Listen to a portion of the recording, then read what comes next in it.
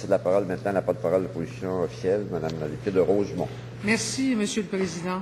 Le 24 avril, les Arméniens du monde entier vont commémorer le 95e anniversaire de leur génocide, de ce qu'ils nomment leur Holocauste oublié, le premier génocide du XXe siècle.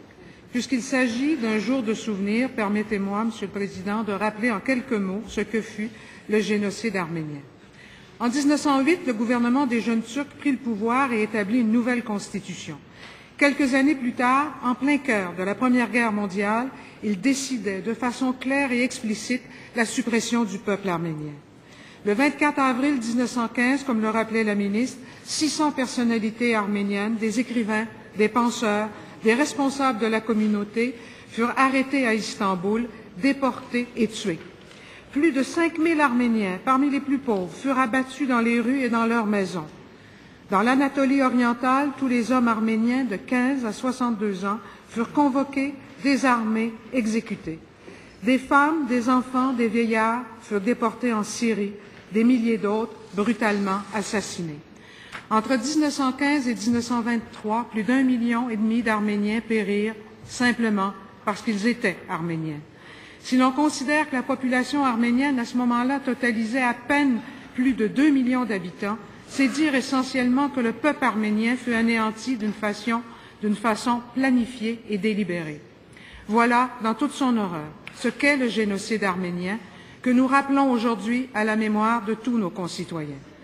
Monsieur le Président, permettez-moi également d'avoir une pensée spéciale pour les regrettés Jacques Couture et Gérald Godin, qui, il y a exactement, en effet, 30 ans, le 10 avril 1980, ont appelé les Québécois et les Québécoises de toutes origines à se souvenir en présentant en cette Chambre une motion témoignant de notre sympathie et de notre solidarité à l'égard de la communauté arménienne. Monsieur le Président, garder le silence devant ce qui s'est passé en Turquie serait intolérable, car ce genre de silence, sans doute, n'aide pas à éviter d'autres crimes du même ordre. Je voudrais à cet effet rappeler les mots du grand historien français Pierre Vidal-Naquet lors de la tenue en 1984 de la session du Tribunal permanent des peuples. Celui-ci affirmait que pour se perpétuer, la vérité nécessite des traces, et il déplorait donc que trop souvent les témoignages meurent avec la disparition des témoins. C'est donc ainsi, disait-il, que l'histoire est un cimetière de cultures mortes, un livre fermé plein de massacres oubliés, et il ajoutait « Le fait que le peuple arménien se souvienne constitue une victoire sur la mort ».